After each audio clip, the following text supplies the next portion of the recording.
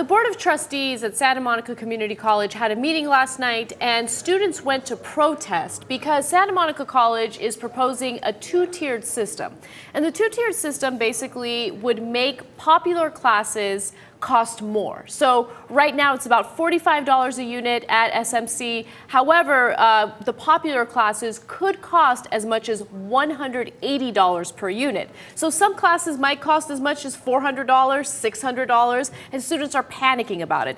So about 200 students went to this Board of Trustees meeting to protest, and the protest got ugly when campus police began pepper spraying them. So we have video of the event. Let's watch.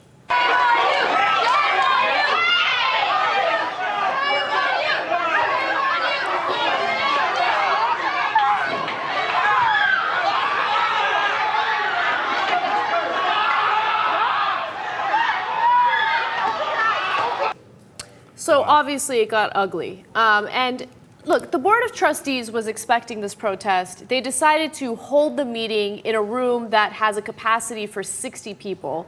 As I mentioned, several news sources reported that there were about 200 protesters. And, you know, people are questioning why the Board of Trustees didn't do the protest in a larger room, or I'm sorry, the meeting in a larger room to accommodate to any type of peaceful protest. My understanding is it was a peaceful protest until campus police got involved and started pepper spraying people. Right, and I've seen longer videos of it too, where you know, it's not like everybody was calm, right? It was raucous in that they were really mad, and then so you got to make a judgment call, I guess, whether you go in that direction or not. But as one of the trustees even said, listen, if you're going to use pepper spray, you better be damn careful that you absolutely needed it. I'm paraphrasing him, but that's basically, and he said, I'm not convinced that we did here. And look at that, and he pointed out, you're going to do tremendous damage to the reputation of the school, and you are. Now, it's campus police. But God, you got to be thinking, my God, this thing is about to get out of hand and people's safety, not their lives, but their safety is going to be in serious danger before you pull out the pepper spray. I'm not convinced that that was the case there.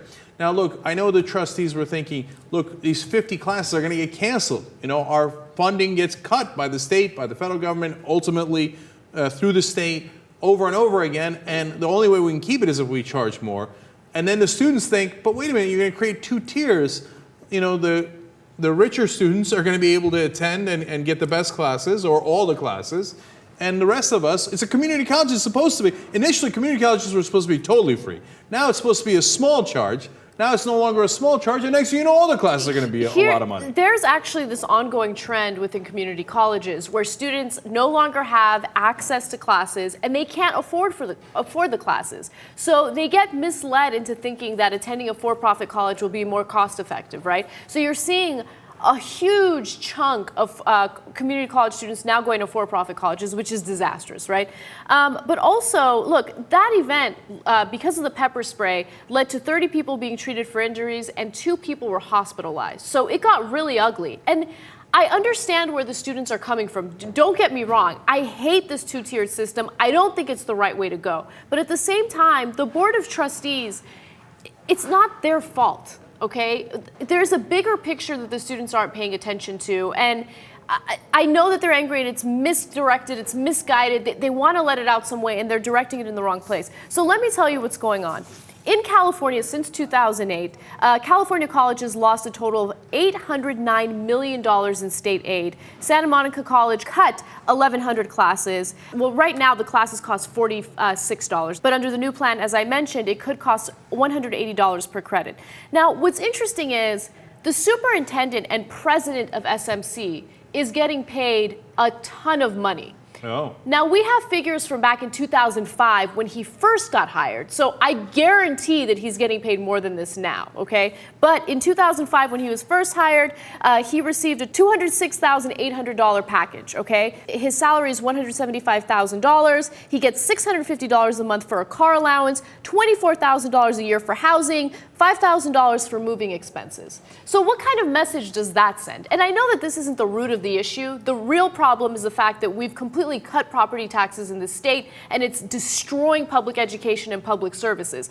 But this alone is also an issue that I think that they need to address. Right. So now there's two different things there. First of all, the number one root of the problem is that the state money is getting cut. And then, so, every once in a while you hear people say, oh, lower tax, lower tax. No, no, no, we're never going to raise taxes. Okay, all right, but there's consequences. One of the consequences is that if you're middle class, or God forbid if you're poor, your kids don't have the same opportunity as rich kids to get an education. And then, so what happened to the American dream? What happened to equality of opportunity? We're not asking for equality of results. We're looking for equality of opportunity. The way you get that is education. And then the second layer of this is what Anna's pointing out. Look, I'm not saying that that is an outrageous salary for the head of a school or anything like that, but what has happened in America is that whenever anybody needs to suffer cutbacks, it's always the people at the bottom of the rung, never the people at the top of the rung. So did they say, hey, you know what, we need to fire some of the executives from the school, or we need to cut salaries at the top of the school? No, you cut the classes. Because it doesn't even occur to people, I mean, the president is the president, or the superintendent is the superintendent. Of course you wouldn't cut his salary. He's a revered, top professional. And look, I feel bad for him too. I don't think they should cut any of this stuff. But if you're going to do it, you have to do it more broadly. I don't think they should cut any of this stuff either. Don't get me wrong, okay? The president of the university, in times like this, shouldn't get a salary that large. However, instead of cutting salaries, getting rid of classes, and increasing tuition, why don't we focus on what the real problem is in California? And the real problem, and it's something that we've talked about on the show before, is Proposition 13, which was passed in California in 1978. Now, that puts a 1% cap on property tax, okay? And it's disastrous because property tax is what's used to fund education, public services, infrastructure. The infrastructure in California is falling apart. You're having like water main bursts all over the state, and we don't have money to fix it. We don't have money to deal with it. So when Proposition 13 was first passed, do you know how much tax revenue we lost immediately? 60%. 60% in tax revenue.